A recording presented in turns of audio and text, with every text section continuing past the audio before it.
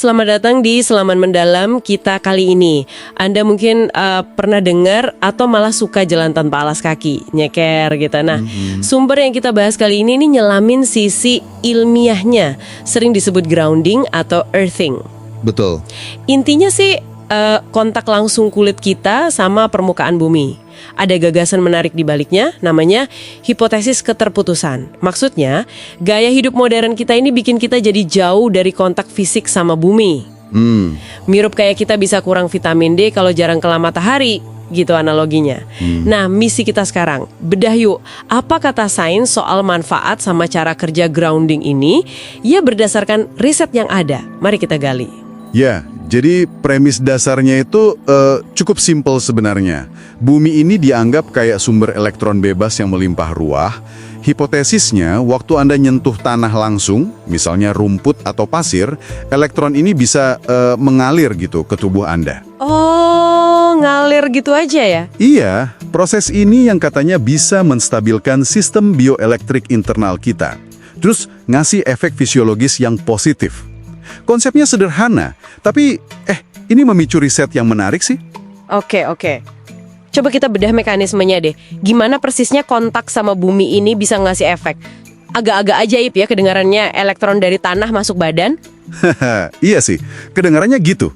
Tapi ada beberapa penjelasan ilmiah yang diajukan. Pertama, ini soal transfer elektron dan efek antioksidannya. Bumi kan punya muatan negatif alami, kayak elektron. Nah, pas kontak langsung, elektron ini bisa masuk ke tubuh. Katanya nih, bisa bertindak kayak antioksidan alami. Antioksidan alami, oke. Iya, jadi dia netralin radikal bebas yang muatannya positif.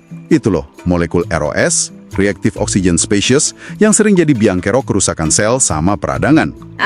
Oke. Jadi ini penjelasan buat efek antiinflamasinya ya?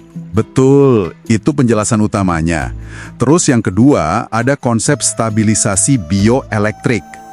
Jadi gini, waktu tubuh Anda nyambung ke bumi, potensi listriknya jadi sama kayak bumi. Nah, ini bikin semacam perisai. Perisai? Iya, efek payung, istilahnya fisikawan Richard Feynman. Ini bisa melindungi tubuh dari gangguan medan listrik frekuensi rendah di sekitar kita, kayak dari kabel listrik di rumah misalnya. Studi Applewhite yang dikutip itu bahkan nunjukin grounding bisa nurunin tegangan induksi di tubuh sampai, sekitar 70%. Lumayan kan? Wah, menarik. Jadi kayak punya perisai alami gitu ya? Terus ada lagi nggak? Saya baca juga soal pengaruhnya ke sistem saraf sama pola tidur. Nah, bener banget. Ada bukti juga yang nunjukin grounding bisa bantu geser sistem saraf otonom kita. Dari mode lawan atau lari atau simpatik yang bikin tegang itu, ke mode istirahat dan cerna, parasimpatik, yang lebih rileks. Oh, jadi lebih kalem gitu ya? Iya. Salah satu ukurannya itu dari perubahan variabilitas denyut jantung, HRV. Intinya, seberapa fleksibel detak jantung Anda beradaptasi. Variasi yang lebih tinggi itu biasanya nunjukin kondisi rileks. Terus ada juga teori, ini mungkin masih agak spekulatif ya, soal penyelarasan sama frekuensi alami bumi, kayak resonansi Schumann. Katanya bisa bantu normalkan ritme sirkadian Anda. Ritme sirkadian? Jam biologis tubuh itu ya? Termasuk hormon stres? Iya, termasuk pola naik turunnya hormon kortisol, hormon stres kita. Oke, teorinya menarik. Tapi, nah ini nih pertanyaan kuncinya. Ada bukti nyata nggak dari riset? Ini bagian yang paling ditunggu biasanya. Sumber Anda nyebut beberapa studi kan? Coba kita lihat. Iya, mari kita lihat datanya. Tapi tetap kritis ya. Salah satu yang diteliti itu peradangan sama nyeri otot setelah olahraga. DOMS itu. Ada studi Brown DKK tahun 2015. Kecil banget sih, cuma 8 orang. Tapi hasilnya lumayan nunjukin perbedaan signifikan. Gimana tuh hasilnya? Kelompok yang tidur sambil di grounding itu ngelaporin nyeri ototnya jauh lebih ringan. Terus, penanda peradangan di darah mereka, kayak sel darah putih sama enzim keratin kinase CK, juga lebih rendah dibanding kelompok placebo. Cuma 8 orang ya. Tapi kalau bedanya jelas tetap menarik sih. Terus, efek ke darah gimana? Saya baca soal kekentalan darah itu. Betul.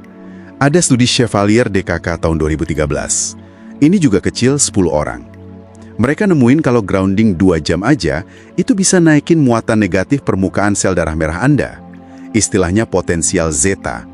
Naiknya lumayan, rata-rata 2,7 kali lipat. Wow, 2,7 kali lipat. Implikasinya apa tuh?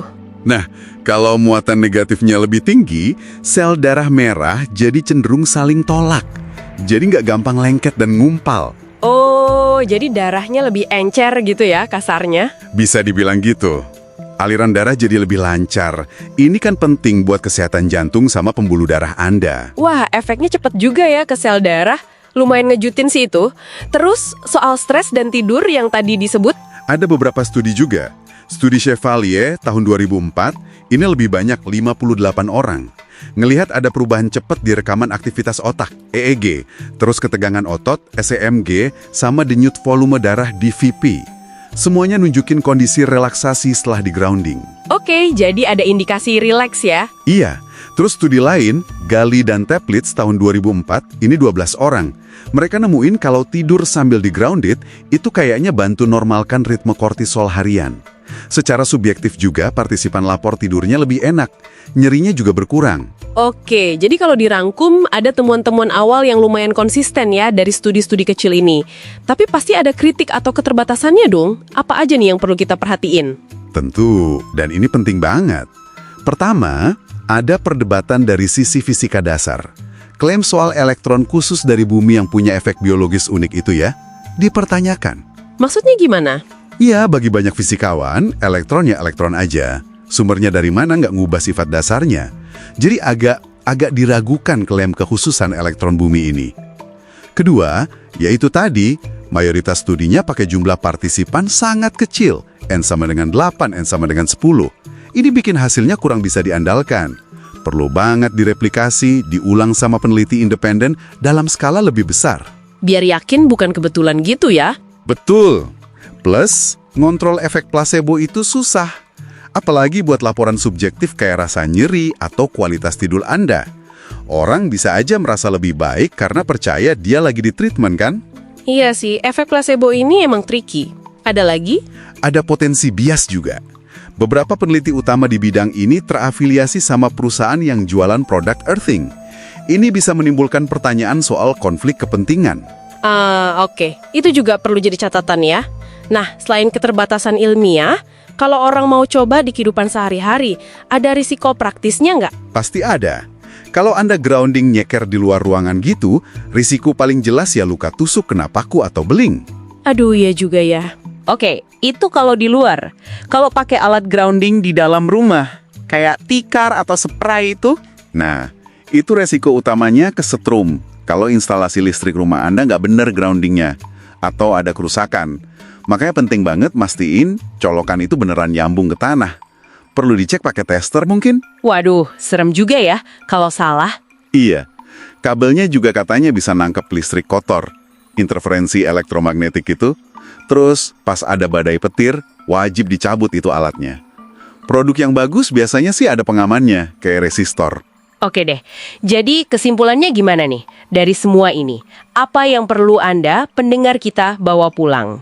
Ya, jadi sumber-sumber ini ngasih gambaran yang menarik ya. Ada serangkaian studi awal yang nunjukin grounding ini mungkin punya efek nyata ke peradangan, kekentalan darah, respons stres sama tidur.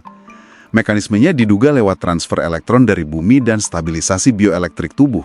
Tapi kayak yang udah kita bahas panjang lebar, buktinya ini masih di tahap awal banget ya. Studinya kecil-kecil, terus ada perdebatan soal mekanisme fisiknya, jadi kita belum bisa narik kesimpulan pasti. Tepat. Ini jelas bukan pengganti saran atau pengobatan medis ya. Masih banyak PR buat para peneliti. Betul sekali. Kita butuh riset independen yang lebih gede, lebih ketat metodenya, biar benar-benar paham potensi sama batasan grounding ini. Baiklah. Nah, ini satu pemikiran terakhir buat Anda renungkan. Gimana kalau koneksi fisik sama bumi ini emang faktor lingkungan penting yang hilang gitu aja dari hidup modern kita? Mirip kayak kita butuh matahari lah. Kalau hipotesis ini ada benarnya, gimana ya cara kita bisa buktiin ini secara lebih meyakinkan ke depannya? Melampaui keterbatasan riset yang ada sekarang. Sesuatu untuk dipikirkan lebih lanjut mungkin.